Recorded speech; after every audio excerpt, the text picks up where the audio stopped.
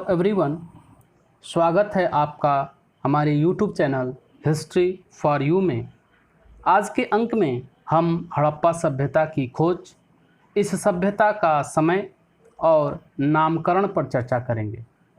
अर्थात आज के अंक से हम यह जानेंगे कि हड़प्पा सभ्यता की खोज कब और किसके द्वारा की गई, इसका भारतीय इतिहास में क्या महत्व है, इस सभ्यता का कालक्रम क्या था और इस सभ्यता का नामकरण अर्थात भिन्न भिन्न नाम क्या हैं और यह नाम क्यों पड़े। जैसा कि हम चित्र में देख रहे हैं, इस चित्र के द्वारा हम यह जानेंगे कि इस सभ्यता का क्षेत्र किस प्रकार का फैला हुआ था और इस सभ्यता की खोज 1921 ईस्वी में दयाराम साहनी ने की, जो वर्तमान पाकिस्तान में पंजाब प्रांत में रावी नदी के तट पर स्थित है। इस सभ्यता के, इस हड़प्पा पुरास्थल के ऐतिहासिक तथ्यों के बारे में अगर देखा जाए तो 1826 ईस्वी में सर्वप्रथम इस हड़प्पा टीले का उल्लेख चार्ल्स मैसन द्वारा किया गया। चार्ल्स मैसन ने सर्वप्रथम इस हड़प्पा टीले का उल्लेख किया। 1856 ईस्वी में कराची से लाहौर तक रेल लाइन बिछाने के क्रम में ब्रंटन बंधुओं जॉन ब्रंटन और विलियम ब्रंटन को कुछ पुरातात्विक अवशेष मिले, लेकिन वह इस सभ्यता के बारे में कुछ बताने में असमर्थ रहे। 1873 ईस्वी में जनरल कनिंघम इस क्षेत्र का दौरा किए और उन्हें भी कुछ पुरातात्विक अवशेष मिले, लेकिन वह भी इस सभ्यता के बारे में बताने में असमर्थ रहे। सर्वप्रथम दयाराम साहनी ने 1921 ईस्वी में हड़प्पा नामक स्थल पर इस सभ्यता का पुरातात्विक उत्खनन कराया और यहाँ से उन्हें कई मुहरें प्राप्त हुई। ठीक इसके एक वर्ष बाद 1922 ईस्वी में राखलदास बनर्जी ने पाकिस्तान के सिंध प्रांत के लरकाना ज़िले में स्थित सिंधु नदी के तट पर मोहनजोदड़ो की खोज की। इस तरह पहला पुरास्थल हड़प्पा था, जिसकी खोज 1921 ईस्वी में हुई और एक वर्ष बाद 1922 ईस्वी में मोहनजोदड़ो की खोज हुई। हड़प्पा की खोज करने वाले विद्वान दयाराम साहनी थे और मोहनजोदड़ो की खोज करने वाले राखलदास बनर्जी थे। इस तरह 1921 ईस्वी में सिंधु घाटी सभ्यता या हड़प्पा सभ्यता की खोज हुई और इस खोज का श्रेय दयाराम साहनी को जाता है, क्योंकि उन्होंने ही सर्वप्रथम इस हड़प्पा पुरास्थल की खोज की। और पुरातत्व का यह नियम है कि जिस पुरास्थल की खोज सर्वप्रथम होती है उसी के नाम पर संपूर्ण सभ्यता का नाम पड़ता है और इस तरह इस सभ्यता का नाम हड़प्पा सभ्यता पड़ा, जो भारत की सबसे प्राचीनतम नगरीय सभ्यता थी। 1924 ईस्वी में यहाँ से प्राप्त मोहरों के आधार पर भारतीय पुरातत्व सर्वेक्षण के निदेशक सर जॉन मार्शल ने समस्त विश्व के समक्ष एक नवीन सभ्यता सिंधु घाटी की सभ्यता की खोज की घोषणा की, जो तत्कालीन मिस्र की सभ्यता, मेसोपोटामिया की सभ्यता और चीन के सभ्यता के समकालीन थी। परीक्षा में प्रश्न पूछा गया है, सिंधु घाटी सभ्यता विश्व की किस सभ्यता के समकालीन थी? तो यह सभ्यता विश्व के मिस्र की सभ्यता, मेसोपोटामिया की सभ्यता और चीन के सभ्यता के समकालीन थी। अब हम जानेंगे हड़प्पा सभ्यता का काल निर्धारण। हड़प्पा सभ्यता से जो मुहरें प्राप्त हुई हैं या हड़प्पा सभ्यता से जो अभिलेख प्राप्त हुए हैं, उन लिपियों को अभी तक पढ़ा नहीं जा सका है। इसलिए इस सभ्यता के समय को लेकर, इस सभ्यता के कालक्रम को लेकर विद्वानों में मतभेद है। विद्वान किसी एक मत पर आधारित नहीं है कि सभ्यता का समय निश्चित रूप से इसी के बीच था।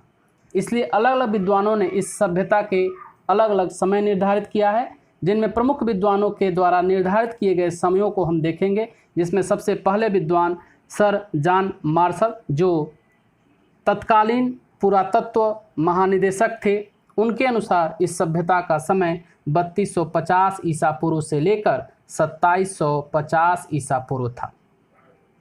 दूसरे विद्वान डीपी अग्रवाल इस सभ्यता का समय 2350 ईसा पूर्व से लेकर 1750 ईसा पूर्व निर्धारित करने के पक्ष में हैं।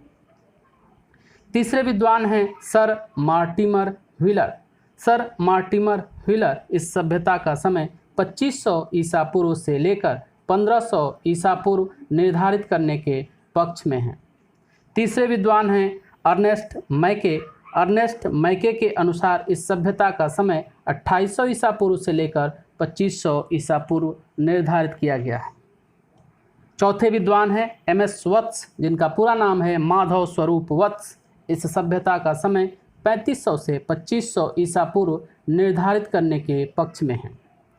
पांचवा, रेडियो कार्बन डेटिंग, जो एक विश्वसनीय आयु ज्ञात करने की विधि है, जिस विधि में रेडियो एक्टिव कार्बन C14 का उपयोग किया जाता है और इस विधि में किसी कार्बनिक पदार्थ के आयु की गणना उसके अर्ध आयु के आधार पर ज्ञात की जाती है और रेडियो एक्टिव कार्बन की अर्ध आयु 5568 प्लस माइनस 30 वर्ष होती है। इसके आधार पर रेडियो कार्बन डेटिंग के आधार पर इस सभ्यता का समय 2500 से 1750 ईसा पूर्व निर्धारित किया गया है। परीक्षा में ऑब्जेक्टिव प्रश्न के अंतर्गत इस बात को पूछा गया है कि सिंधु सभ्यता की रेडियो कार्बन डेटिंग के अनुसार आयु कितनी है।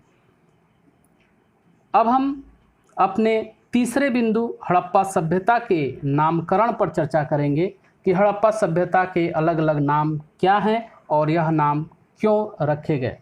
यहाँ हम 5 नामों का जिक्र करेंगे, जिसमें सबसे पहला नाम होगा हड़प्पा सभ्यता, दूसरा सिंधु सभ्यता, तीसरा सिंधु सरस्वती सभ्यता, नंबर 4 कांस्य युगीन सभ्यता और नंबर 5 प्रथम नगरीय सभ्यता।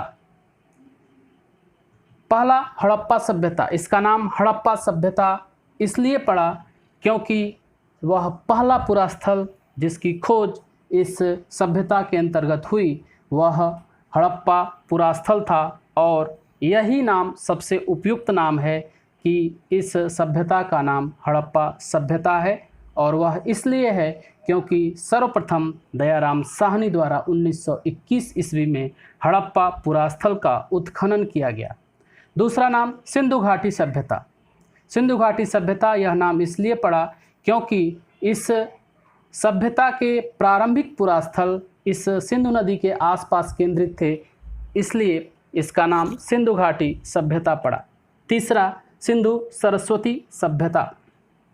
जब 1947 में भारत का विभाजन हुआ तब इस सभ्यता के केवल 40 बस्तियों के बारे में हमारी जानकारी थी, लेकिन अब लगभग 1400 बस्तियों की जानकारी हो चुकी है, जिसमें से 40 बस्तियां लगभग 20% सिंध और उसकी सहायक नदियों के आसपास पाई गई हैं और 1400 बस्तियां लगभग 80% सिंध और गंगा के बीच के मैदान में स्थित हैं, जहां कभी सरस्वती नदी बहा करती थी।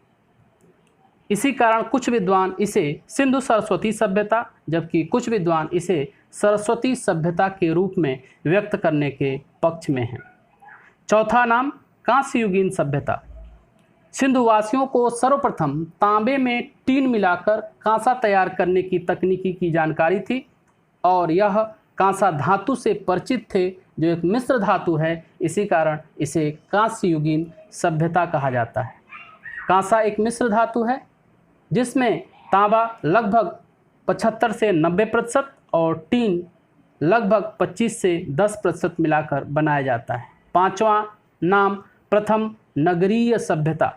इस सभ्यता का नाम यह इसलिए पड़ा क्योंकि भारत के इतिहास की यह पहली नगरीय सभ्यता है।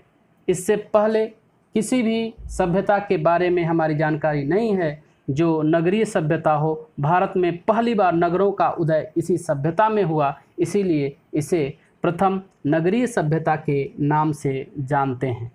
अब इन बिंदुओं पर पूछे जाने वाले प्रश्नों पर हम अपना ध्यान केंद्रित करेंगे, जिसमें सबसे पहला प्रश्न पूछा जाता है वह यह कि हड़प्पा सभ्यता की खोज कब और किसके द्वारा किया गया।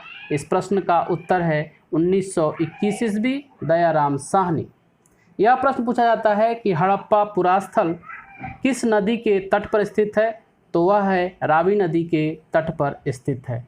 एक प्रश्न यह भी पूछा गया है कि सर्वप्रथम हड़प्पा टीले का उल्लेख किसने किया था, तो 1826 ईस्वी में चार्ल्स मैसन ने इस टीले का सर्वप्रथम उल्लेख किया था।